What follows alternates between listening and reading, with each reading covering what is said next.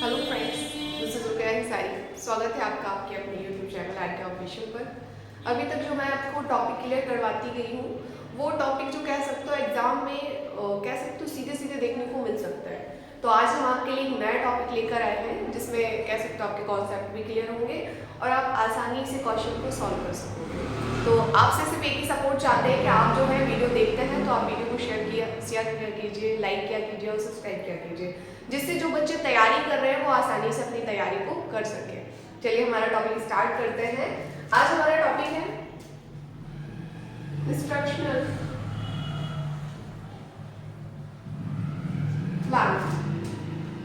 ये पेज में हमारा एक नया टॉपिक ऐड किया गया है, अनुदेशन योजना।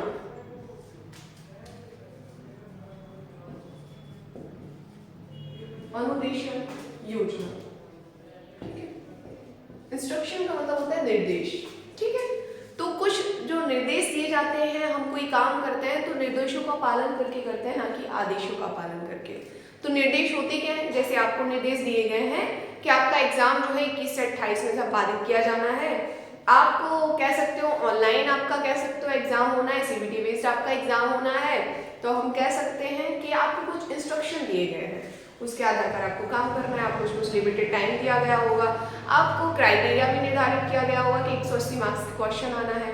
तो इस तरह से हम कह सकते हैं कुछ हमें निर्देशों का पालन करना पड़ता है कि आप जो है अपना जो काम करें वो एक कह सकते हो समुचित ढंग से, एक सुगम ढंग से वो काम आपका संपन्न हो सके। तो इस तरह की जो योजना बनाई जाती है जिससे हमारा काम जो है आसान हो जाए, बच्चे भी इधर उधर ना भागे, हम कह सकते हो हमारी ऊर्जा की बचत हो, समय की बचत हो, शक्ति की बचत हो। हम इस तरह से योजना बनाएं तो वो कहलाता है हमारा निर्देशात्मक योजना या अनुदेशात्मक योजना। तो हम कह सकते हैं कि जो योजना बनाकर जब हम किसी कार्य को संपन्न करते हैं तो योजना जो होती है वो हमारे काम को सरल बना देती है। और हम भविष्य के उद्देश्यों को ध्यान में रखकर जब योजना बनाते हैं, ऑब्वियस सी बात है कि योजनाएं भविष्य को देखकर ही बनाई जाती हैं। जैसे कि आप तैयारी कर रहे हो, आपका एग्जाम जो है वो 21 से 28 में है, तो आपने योजना बनाई होगी अपनी स्टडी के लिए। आपने कुछ प्लानिंग की होगी कि हमें अपना जो एग्जाम है, अभी हुआ तो है नहीं, आपका एग्जाम जो है वो हमें उसको कितने टाइम में कितना सिलेबस कवर अप करना है, कौन से सब्जेक्ट छूट रहे हैं। तो ये सारा जो हमने योजना बनाई वो भविष्य को ध्यान में रख के बनाई है कि हमारा इस तरह से हम योजना बनाएं कि हमारे सारे टॉपिक कवर अप हो जाए, हम अपनी पूरे टॉपिक को कवर अप कर लें और तैयारी अपनी कर लें और रिवाइज भी कर लें। तो हम कह सकते हैं समय और शक्ति की बचत के लिए, और हम कह सकते हो काम को ठीक ढंग से व्यवस्थित करने के लिए जो हम योजना बनाते हैं उसे कहलाते हैं हम निर्देशात्मक योजना, ठीक है। योजना बनाने का कुछ उद्देश्य भी होता है। क्या उद्देश्य होता है? कि जो भी हम योजना बनाए वो हमारा काम सफल हो, उसके लिए हम योजना बनाएं। इस तरह से हमारा उद्देश्य निर्धारित हो कि हमारा उद्देश्य केवीएस को पास आउट करना, केवीएस में ज्वाइनिंग लेना। तो मैंने जो योजना बनाई है वो उस उद्देश्य को प्राप्त करने के लिए बनाई है। तो जो योजना बनाई जाती है किस लिए बनती है? उद्देश्य निर्धारित हो। हम कह सकते हो विधि, हम कह सकते हो हमने नाइट स्टडी हेल्थ के लिए अपना प्रोग्राम बनाया कि नाइट में स्टडी करके हम अपना टॉपिक कंप्लीट करेंगे, या हम कह सकते हो दिन में टाइम मिलता है तो दिन में करेंगे, नाइट में हमारा टाइम बिजी रहता है तो हम नहीं कर पाएंगे। तो इस तरह से जो मेथड होते हैं, उद्देश्य होता है। आप जो है कोई बच्चे ऑनलाइन स्टडी यूज कर रहे होंगे, कुछ बच्चे बुक से पढ़ रहे होंगे, तो सामग्री का चयन, ये सब प्लानिंग के क्या होते हैं? हिस्से होते हैं। क्या होते हैं? हिस्से होते हैं जिसके आधार पर हम अपनी योजना को सफल बनाते हैं। तो हमारे टॉपिक में एक टॉपिक ऐड किया गया है कि अनुदेशन योजना क्या होती है, इंस्ट्रक्शनल प्लान क्या होते हैं। इंस्ट्रक्शन प्लान का मतलब होता है कि बेटा जो भी निर्देश हमें दिए गए हैं, जो भी योजना मैंने बनाई है, उस निर्देश के अकॉर्डिंग पॉइंट टू पॉइंट हम उसको कंप्लीट करते जाएं, जिससे हमारे समय की बचत हो, ऊर्जा की बचत हो, उचित विधियों का प्रयोग कर सके, जो टॉपिक छूट रहा है उनको कवर अप कर सके, ठीक है। तो चलिए इनको 3 भागों में डिवाइडेड किया गया है। समझ आया होगा कि इंस्ट्रक्शन प्लान क्या होते हैं। एक ऐसी योजना जो आपके कह सकते हो काम को आसान बना दे, आपके उद्देश्यों की प्राप्ति करा दे, आपके समय की बचत करा दे, आप जो है उचित शिक्षण विधियों का प्रयोग करके आप अपने उद्देश्यों की पूर्ति कर ले। तो वो योजना कौन सी कहलाती है? इंस्ट्रक्शनल प्लान, अनुदेशन योजना। इसको 3 भागों में डिवाइडेड किया गया है, ईयरली प्लान, यूनिट प्लान और हमारा लेसन प्लान, ठीक। 3 भागों में इसको डिवाइडेड किया गया है। हम कह सकते हैं वार्षिक योजना हिंदी में,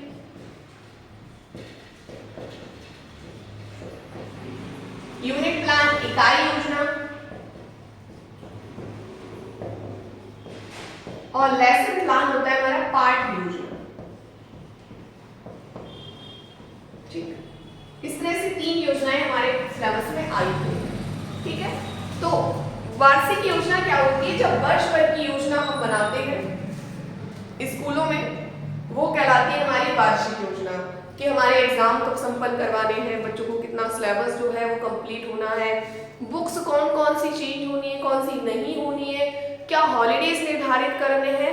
तो ये सारी योजना कौन सी होती है? हमारी ईयरली प्लान, वार्षिक योजना। क्योंकि 20 सेशन में हम बच्चों की बुक्स नहीं बदल सकते, हम कह सकते हैं 20 सेशन में बच्चों के जितने भी कह सकते हो एडमिशन्स होते हैं, उनके लिए किन सामग्रियों की आवश्यकता है, ये सारी चीजें हम 20 सेशन में नहीं कर सकते। तो ये कहलाती है हमारी ईयरली योजना, वार्षिक योजना। ठीक है, ईयरली योजना क्या है? कह सकते हो जो हमारे रजिस्टर्स आते हैं, स्टॉक रजिस्टर्स जिसको हम कहते हैं, अटेंडेंस रजिस्टर्स होते हैं, टीचर रजिस्टर्स होते हैं, तो ये सारे ईयरली प्लान बनाए जाते हैं। 20 सेशन में इनको चेंज नहीं किया जाता, पूरे ईयर का प्लान बनाकर हम अपने शैक्षिक प्रक्रिया को संपन्न करते हैं, तो वो कहलाती है हमारी वार्षिक योजना। यूनिट योजना क्या होती है? इकाई योजना, जो हमने सिलेबस निर्धारित किया है कि हमें कौन कौन सा सिलेबस, जैसे कि 20 लेसन है पूरे बुक में, तो इस 20 लेसनों को किस तरह हमें डिवाइडेड करके, किस तरह हमें विभाजित करके, खंडों में विभाजित करके किस एग्जाम में कितना सिलेबस लेना है, कौन से एग्जाम में, कौन से टेस्ट में क्या क्या चीजें डालनी है, कौन सी एक्टिविटी करवानी है, ये कहलाती है हमारी इकाई योजना। ठीक है, पूरा वर्ष भर का ब्यौरा जब हम लेते हैं तो वो कहलाती है वार्षिक योजना। ठीक है, जब हम कह सकते हो जो बुक्स उठाते हैं उसमें कितने लेसन है उसको हम डिवाइडेड करते हैं अंशों में, कि कौन से एग्जाम में कौन से लेसन्स को कंप्लीट कराना है, कितना सिलेबस 6 मंथ में कंप्लीट होना है, कितना सिलेबस मेरा पूरा 1 साल में कंप्लीट होना है, तो वो कहलाती है हमारी इकाई योजना। ठीक है, जैसे कि 1 मंथ में आपको 2 लेसन्स कंप्लीट करना है, ठीक है, तो ये कौन सी योजना हुई? इकाई योजना। 1 महीने में 2 लेसन कंप्लीट करना है, तो ये इकाई योजना। अब पूरे क्लास में कितने, कह सकते हो क्लास में कितने सब्जेक्टों की स्टडी होना है, कौन कौन से नए सब्जेक्ट ऐड किए गए हैं, कौन कौन से सिलेबस को हम कह सकते हैं लागू करना है, कौन कौन सी बुक्स हमें चलानी है, ये योजना कहलाती है वार्षिक योजना। ठीक है, रजिस्टर्स वगैरह, अटेंडेंस रजिस्टर्स, और जब ये बुक्स आ गई ना, बुक्स में कितने लेसन्स होते हैं, बुक्स में लेसन्स के हिसाब से जब हम इसको डिवाइडेड करते हैं परीक्षा के आधार पर, टेक्स्ट के आधार पर, बच्चों की गतिविधि के आधार पर, बच्चे के मानसिक स्तर के आधार पर, तो वो कहलाती है हमारी इकाई योजना। इकाई में, यूनिट में डिवाइड कर दिया। हम ऐसा तो है नहीं कि बच्चे को साइंटिस्ट बनाने, बिल्कुल बना दें 1 महीने में पूरा सिलेबस कंप्लीट करवा दें, नहीं, इसको हम यूनिट में विभाजित करते हैं, जिससे बच्चा जो है वो आसानी से जो भी सिलेबस है, पाठ्यक्रम है, उसको आसानी से ग्रहण करता है, आत्मसात करता है।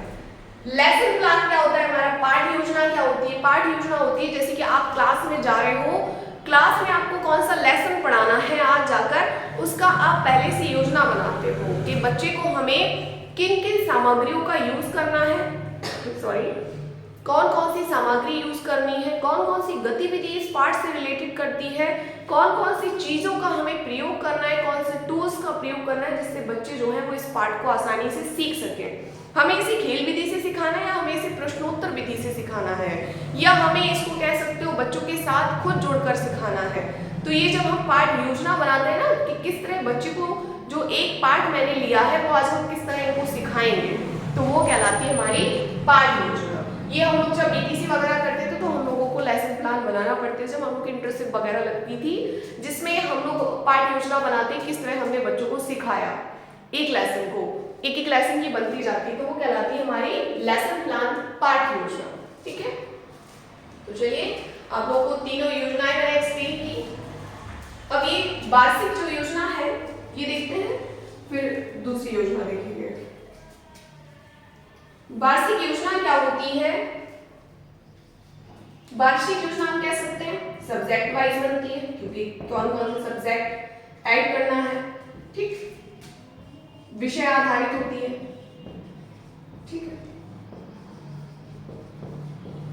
दूसरी हम कह सकते हैं सिलेबस वाइज होती है,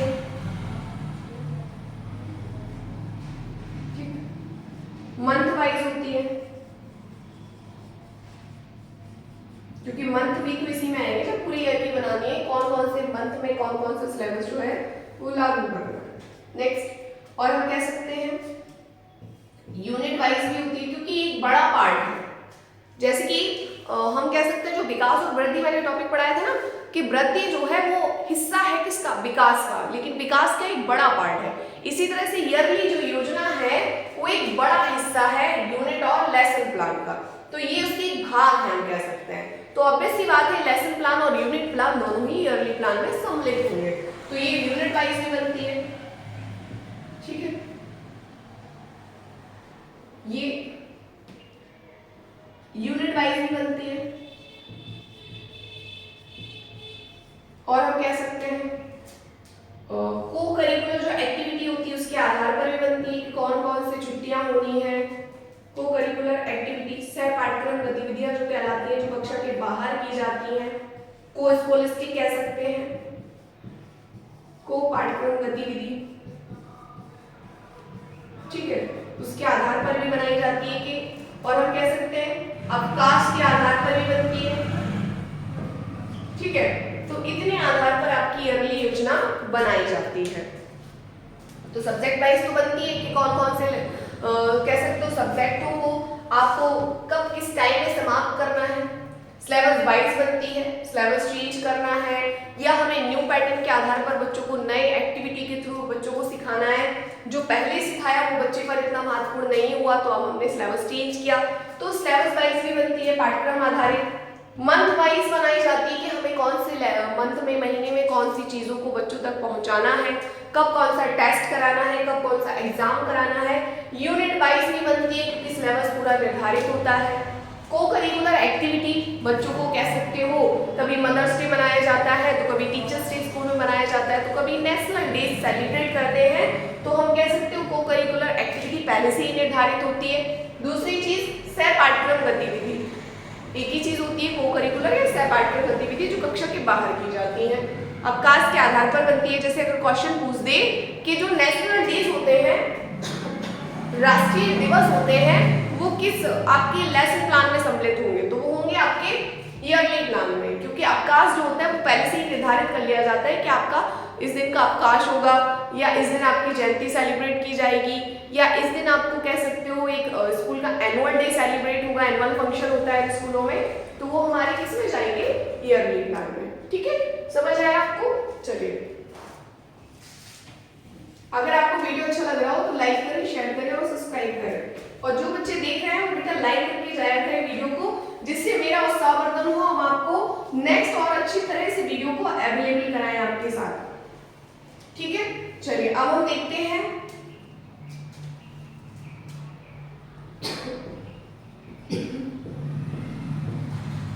यूनिट प्लान, इकाई योजना।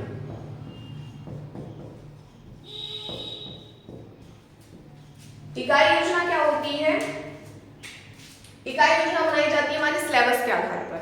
ठीक है, ये भी एक विस्तृत प्रणाली है। अगर पूछा जाए कि इकाई योजना क्या विस्तृत प्रणाली है, तो ऑफ कोर्स ये विस्तृत प्रणाली है, क्योंकि हमारा जो पूरा सिलेबस होता है उसको हमें कितने खंडों में विभाजित करके बच्चों को देना है, किस एग्जाम में कितना सिलेबस देना है, ये यूनिट निर्धारित किए जाते हैं कि भैया यूनिट फर्स्ट में आपके इतने इतने लेसन आ जाएंगे, यूनिट सेकंड में इतने इतने लेसन आ जाएंगे, यूनिट थर्ड में इतने लेसन आएंगे। आप लोग भी अपना सिलेबस यूनिट के आधार पर पढ़ रहे हो, तो ये क्या है, यूनिट प्लान कहलाता है, इकाई योजना कहलाता है। जो हमारे केबीएस का सिलेबस है ना, उसमें यूनिट डिवाइडेड किए गए हैं। तो यूनिट में क्या है कि जो चीजें हैं उनको विस्तारित ढंग से, अब ये नहीं बताया गया कि कौन सा लेसन कब किस आधार पर पढ़ना है, ये बता दिया गया है कि आपके यूनिट फर्स्ट में इतने लेसन डिवाइडेड हैं, यूनिट सेकंड में आपके ये टॉपिक रखे गए हैं, यूनिट थर्ड में ये टॉपिक रखे गए हैं। उनको पढ़ाना कैसे है वो आएगा लेसन प्लान में, डिवाइडेड करना यूनिट प्लान। ठीक है, तो ये भी क्या होती है, विस्तृत प्रणाली होती है। यूनिट प्लान जो है इसके उद्देश्य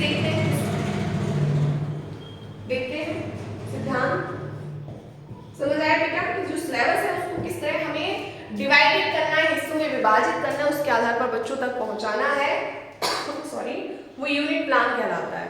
तो सिद्धांत क्या होते हैं, जो भी प्रिंसिपल्स मान लो, सबसे पहले जो उद्देश्य बनाई जा रही है उसका उद्देश्य निर्धारित करना कि आपकी जो इकाई योजना बनाई गई है किस उद्देश्य से बनाई गई है। आपके इस उद्देश्य से बनाई गई है कि आपको फर्स्ट कह सकते हो फॉर्मेटिव असेसमेंट टेस्ट करवाने के लिए, हाफ ईयरली एग्जाम करवाने के लिए, अर्धवार्षिक परीक्षा के लिए, वार्षिक परीक्षा के लिए। तो ये कहलाता है उसका उद्देश्य निर्धारित। तो आपको जो यूनिट प्लान दी गई है वो दी गई है आपके केबीएस एग्जाम की सफलता के लिए, कि आप जो है केबीएस का जो सिलेबस दिया गया है यूनिट प्लान में दिया गया है, उद्देश्य क्या है कि आप इससे पढ़कर आप अपना केबीएस में सिलेक्शन लें, आप अपनी केबीएस की वैकेंसी को ज्वाइन करें। ठीक है, तो उद्देश्य क्या है इस प्लान का, सबसे पहले ये निर्धारित करता है पहला सिद्धांत। ठीक है, दूसरा सिद्धांत,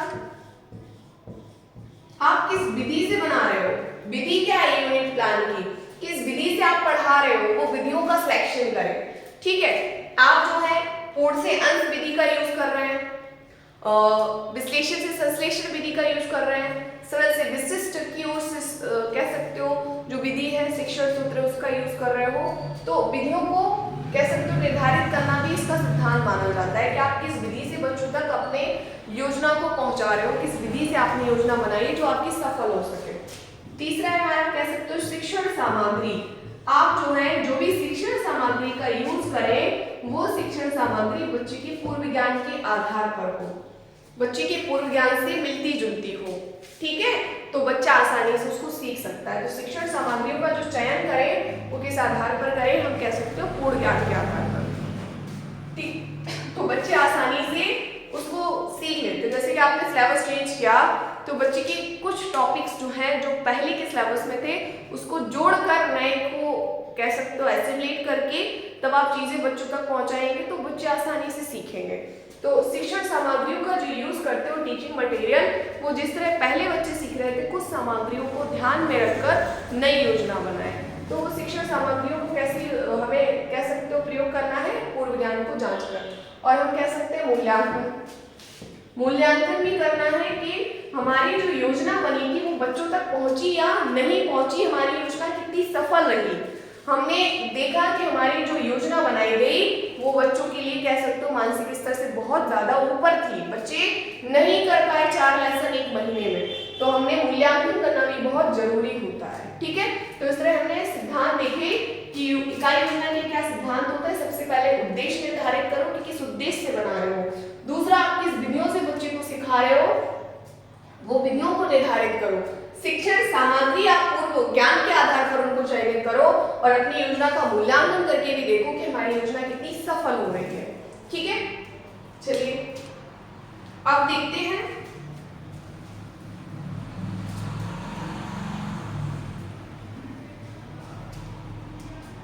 इकाई योजना को हम कह सकते हैं जो हमने शिक्षण के स्तर पढ़े हुए थे 3 शिक्षण के स्तर कितने बताए थे बेटा, मैंने याद होना चाहिए आप लोगों को, 3 स्तर बताए थे, स्मृति स्तर, अवबोध स्तर और चिंतन व मनन स्तर, 3 स्तर बताए हुए। तो स्मृति स्तर, मेमोरी लेवल, अंडरस्टैंडिंग लेवल, चिंतन व मनन स्तर, हम कह सकते हैं रिफ्लेक्टिव लेवल जिसको हमने कहा था। स्मृति स्तर को हार्वर्ड ने दिया था, अवबोध स्तर को मॉरिशन ने दिया था, पिछली वीडियो में मैंने बताया हुआ है डिटेल के साथ, तो आप जाकर पिछली वीडियो को देख सकते हैं, प्रीवियस वीडियो। चिंतन व मनन स्तर को दिया था हंट व बिग्गी ने। ठीक है, तो 3 स्तर बताए हैं शिक्षण के। तो जो हमारा यूनिट प्लान बनता है वो बनता है अवबोध स्तर को ध्यान में रखकर कि बच्चा जो है अंडरस्टैंड कर सके, चीजों को समझ सके। ठीक है, अंडरस्टैंड कर सके, चीजों को समझ सके, उसके आधार पर हमारा यूनिट प्लान बनाया जाता है। ठीक है, तो चलिए अवबोध स्तर के बारे में जानते हैं। हमारे जो इकाई प्लान में अवबोध स्तर को बहुत इंपॉर्टेंट बताया गया है, मॉरिशन ने बताया है। इसने मॉरिशन ने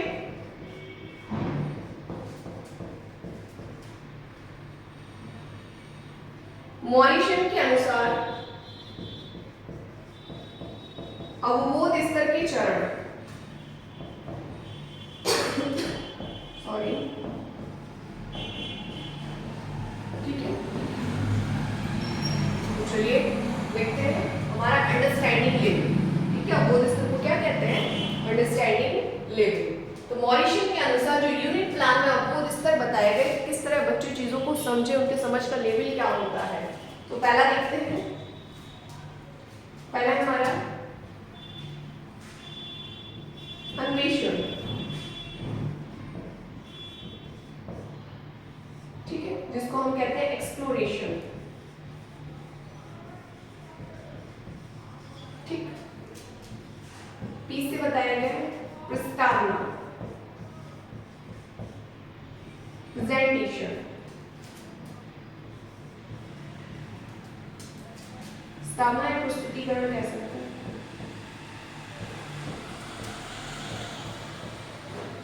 प्रस्तुतिकरण, प्रेजेंटेशन। तीसरा बताया गया है आत्मसातकरण,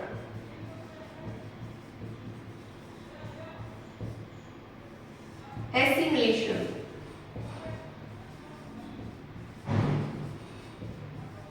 एक मिनट, एसिमिलेशन। चौथा बताया गया है ऑर्गेनाइजेशन, संगठन।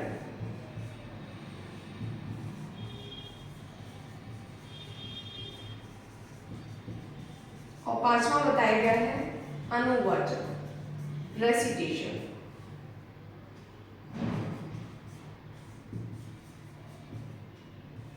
रेसिटेशन,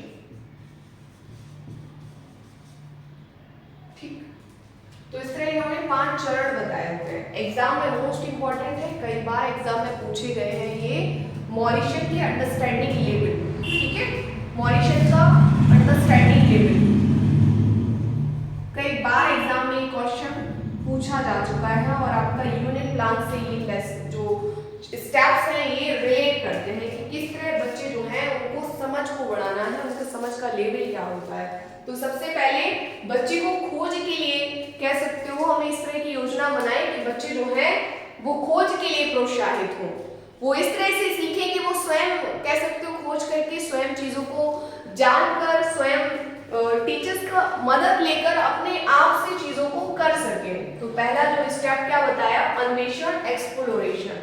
सबसे पहले बच्चे जो है स्वयं खोज के आधार पर अपने ज्ञान को बढ़ाए। दूसरा बताया गया प्रस्तुतिकरण, प्रेजेंटेशन। बच्चों के सामने हम कह सकते हो खोज को तो इस तरह हमें शिक्षा देना है कि बच्चे खोज की तरफ प्रोत्साहित हो। प्रस्तुतिकरण, प्रेजेंटेशन इस तरह से रखो कि बच्चे जो है उसकी तरफ आकर्षित हो कि आप जा रहे हो, आप क्या पढ़ाने आए हो, सिलेबस जो है वो किस तरह आपने ओरली बोल दिया कि भैया ये सिलेबस आपके एग्जाम में आना है, तो उनका प्रेजेंटेशन अच्छा हो तभी तो आपको रिटन नोट में सिलेबस दिया गया है। ओरली बता दिया जाता कि भैया आपका जो सिलेबस रहेगा वो 12th का कह सकते हो, उसका जो कठिनाई का स्तर होगा वो 12th लेवल का होगा। ये बस आपका मनोविज्ञान सिलेबस आएगा या बाल विकास आएगा, बस। क्या इससे हमारी योजना सफल होती? नहीं होती। उन्होंने डिवाइड करके दिए टॉपिक बताया आपको कि इन टॉपिक से आपका सिलेबस आना है। तो प्रस्तुतिकरण की आपके सामने, प्रस्तुतिकरण के आधार पर आपको चीजें समझ आई कि हमें ये टॉपिक पढ़ना है, तो प्रस्तुतिकरण करना। तीसरा आत्मसातकरण, हमें बच्चों को पूर्व ज्ञान से जोड़कर नया ज्ञान दिया है। आपको कुछ टॉपिक पुराने भी रखे गए हैं, कुछ टॉपिक नए भी रखे गए हैं। तो जो जानकारी आपको पहले थी, आपने लेसन प्लान भी पढ़ा हुआ है, यूनिट प्लान भी पढ़ा हुआ है, लेकिन आप वो कह सकते हो चीजें जो है वो पुराने ज्ञान के आधार पर नए ज्ञान कुछ पढ़ रहे हो, तो एसिमिलेट कर पाओ, आप जो है आत्मसात कर पाओ जो भी चीजें आप सीख रहे हो, ठीक है। सॉरी। उसके बाद संगठन, ऑर्गेनाइजेशन, जो भी चीजें नई सीखी उनको ठीक ढंग से व्यवस्थित करना। फिर आता है अनुवाचन, रेसिटेशन, वो ठीक ढंग से प्रयोग भी कर सके। ऐसा नहीं है कि जो भी सिलेबस में दे दिया वो सिर्फ हवा में उड़ रहा है, हवा में उड़ने की बात नहीं है, बच्चे के माइंड तक भी पहुंचे, हमें उसका इस तरह यूज करना है, अनुवाचन करना है, रेसिटेशन, जिससे जो शिक्षण योजना है वो सफल हो सके, ठीक है। तो अब बोध स्तर के कितने चरण बताए हैं? 5 चरण बताए हैं। किसने?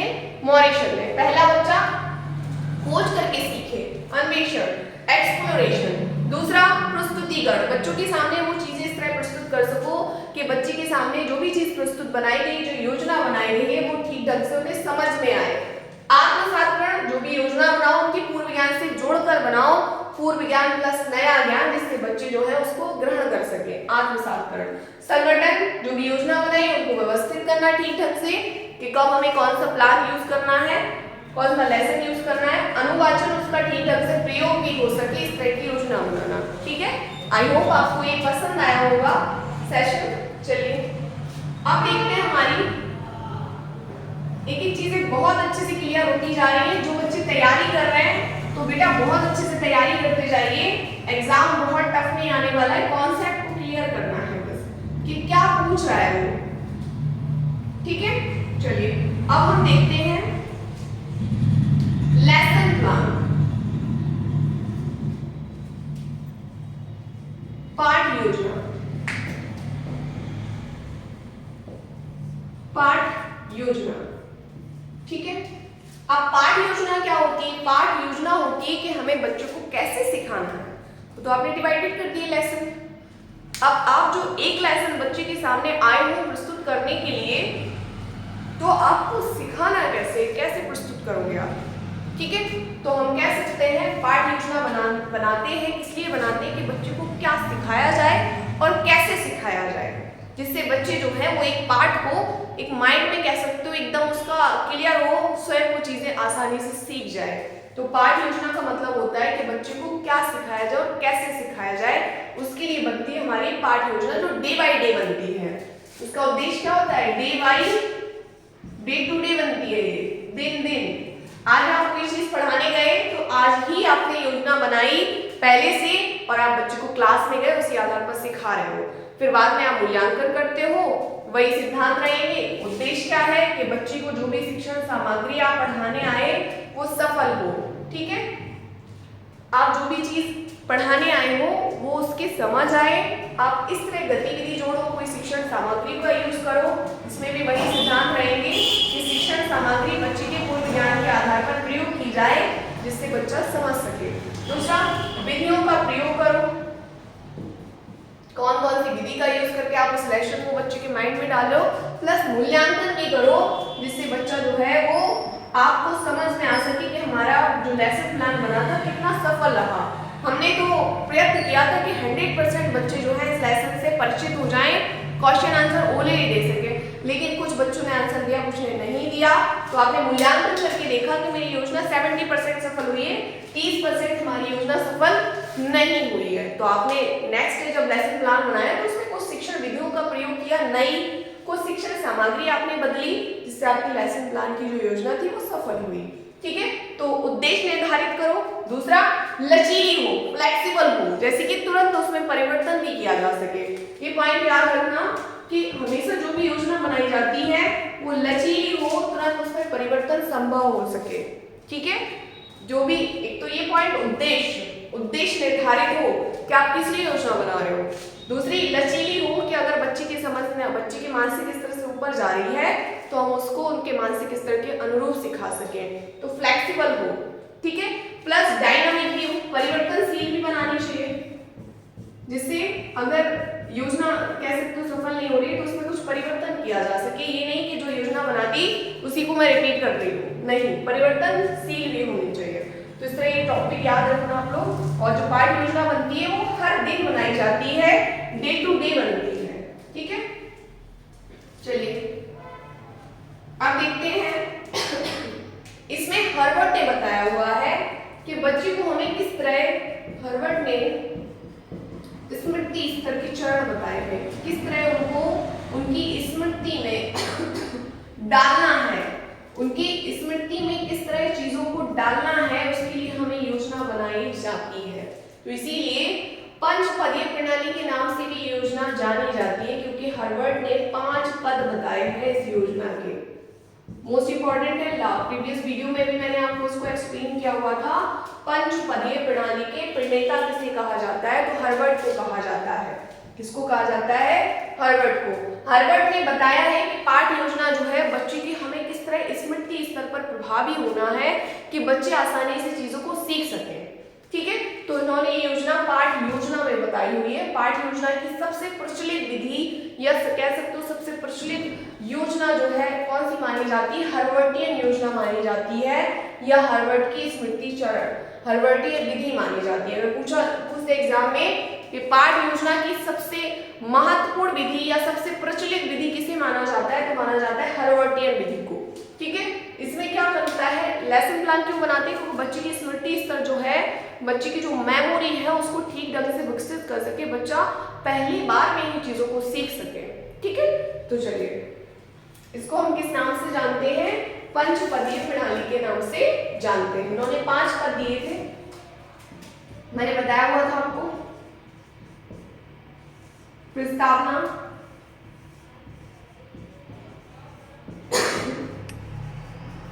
प्रस्तुतिकरण,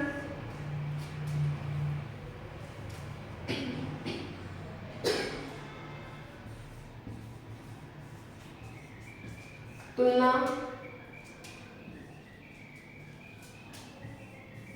आवृत्ति, प्रयोग। ठीक, 5 पद मैंने अपनी प्रीवियस वीडियो में बताए हुए थे। चलिए देखते हैं।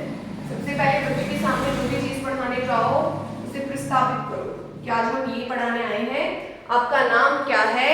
आप सबसे पहले अपना क्या दो, परिचय दो, इंट्रोडक्शन दो, बच्चों से इंट्रोडक्शन लो। सबसे पहले यही जो चीज करते हैं हम लोग जब क्लास में जाते हैं, पाठ्य योजना में क्या लिखा रहता है, आप कितने बच्चे को पढ़ाने आए हो, कौन सा टॉपिक पढ़ाने आए हो, आप जो है किस विधि से बच्चे को पढ़ा रहे हो, उसका उद्देश्य क्या है, किन शिक्षण सामग्रियों का यूज कर रहे हो, ये सब लिखा होता है पाठ्य योजना में। तो सबसे पहले जब क्लास में जाते हो तो बस सबसे पहले बच्चों का नाम पूछते हो, बेटा आपका नाम क्या है। फिर जब सारे बच्चों से इंट्रोडक्शन लेते हो तो अपना नाम बताते हो। फिर आप जो है जो भी पढ़ाने आए हो चीजें वो बताते हो कि आज हम आपको ये टॉपिक पढ़ाएंगे, तो वो कहलाता है हमारा प्रस्तावना, इंट्रोडक्शन। दूसरा होता है प्रस्तुतिकरण, प्रेजेंटेशन। जो भी आप चीजें बना के लाए हो बच्चे के सामने प्रस्तुत करो कि आज हम आपको इस तरह से पढ़ाएंगे, आज हम आपको ये चीज पढ़ाएंगे, तो वो कहलाएगा प्रस्तुतिकरण, प्रेजेंटेशन। तुलना हम कह सकते हैं कंपैरिजन,